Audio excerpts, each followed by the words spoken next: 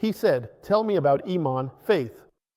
He replied, "It is to believe in Allah, His angels, His books, His messengers, the last day, and destiny, both its good and its bad." These are the pillars of faith, faith in Allah. Faith in Allah includes believing in His names, attributes, and actions. Glorified and exalted is He. Part of faith in Allah, blessed and exalted, is to obey what He has commanded, refrain from what He has forbidden and warned against, and to love Him. Glorified and exalted is He. And faith in the messengers is to believe in them in a general sense, and also to believe in them in detail. The detailed belief concerns those messengers who have been mentioned by name, and they are 25 or more, with some disagreement among scholars about a few of them. For example, there is debate about whether figures like Zulkarnain, Al-Khidr, and Tubba were prophets or not. Some scholars differ regarding them. Are they messengers or not? In any case, a believer has faith in the messengers whom are mentioned in the Quran as messengers in detail, and he also believes in the rest of the messengers whom Allah, the Exalted, did not tell us about. The same applies to the angels. We believe in detail in those whose names have been mentioned, like Jibril, Mikael, Israfil, and Malik, the keeper of the fire, so we believe in them. Some others have also been mentioned, but there is disagreement about them, such as Ridwan, Munkar and Nakir, Hafiz, and Raqib. Some say these are names, others say these are attributes. In any case, we believe in all the angels, even if we do not know all the details of their names. The same applies to the scriptures. We believe in the books that we know and that are mentioned in the book of Allah, blessed and exalted, and in the Sunnah of the Prophet, peace and blessings be upon him. These include the Noble Quran, the Torah, the Gospel, the Scrolls, the Psalms, the Criterion, and others. And also in the books that we do not know. We believe in them because every messenger came with a book. And when the Prophet, peace and blessings be upon him, was asked about this, he, peace be upon him, was asked about the number of messengers, and he said, 300 or a bit more, 300 or a bit more, that is the number of messengers. But those whom Allah has told us about are 25, as we said, 25 prophets who are mentioned in the Quran and the Sunnah. There is a narration that says, the Prophet, peace be upon him, was asked about the messengers, he said 300 or more, and was asked about the prophets, he said, a great multitude. It is said 124,000 prophets. But the hadith is weak, and its chain of transmission is not established. Even the narration that says the messengers are 310 has some issues, though it is in a better state than the previous one.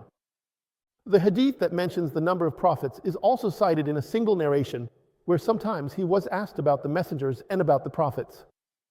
In any case, there is no authentic hadith regarding the number of messengers or prophets. No hadith on this matter has been established.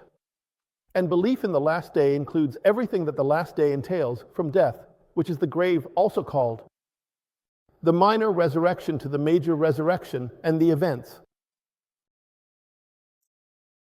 The last day, such as crossing the Sirat, the bridge over hell, the Kantara, another checkpoint, receiving the books in the right or left hand, and the scales of deeds. And other such matters, a Muslim must believe in all of this, in the last day, and in its established events,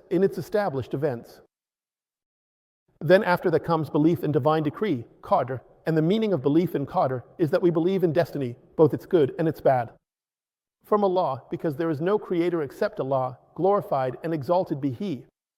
Allah is the creator of good and the creator of evil, but He does good and does not do evil. Rather, He created evil as a test, and we test you with evil and with good as a trial.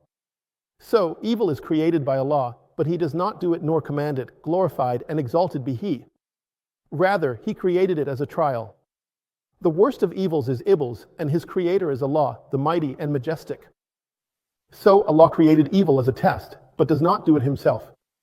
That is why the Prophet, peace and blessings be upon him, says, and evil is not attributed to you, meaning that evil is not ascribed to Allah, because Allah does not do evil. Glorified and exalted be He. Rather, He created it as a test, the most majestic, to see the state of His servants. Indeed, we guided him to the way, whether he be grateful or ungrateful. So, belief in divine decree means that we believe in destiny, both its good and its evil is from Allah. Glorified and exalted be He, and its good and evil are in relation to us, because when a person falls ill, he sees that as something bad. But Allah, the most majestic, says it may be that you dislike a thing, and Allah puts much good in it. So Allah does not do evil, glorified and exalted be He. And belief in divine decree, as the scholars have mentioned, has 4 pillars for a person to be a true believer in it. These are divine decree, belief in knowledge, writing, creation, and Allah's will. To know and believe that Allah, blessed and exalted, is all-knowing of everything, and to believe that Allah has written some of His knowledge, glorified be He, in the preserved tablet. And to believe that nothing happens except by Allah's will, and you do not will accept that Allah wills. Whatever Allah wills happens, and whatever He does not will does not happen. And to believe that Allah is the creator of everything, and that there is no creator except Allah. From the ground to the throne, all of it is created, everything is created except Allah, glorified and exalted be He, paradise and hell, the angels, humans and jinn, trees and stones. Everything is created, and the creator is Allah, glorified and exalted be He. So these are the pillars. The pillars of belief in divine decree, knowledge, writing, will, and creation.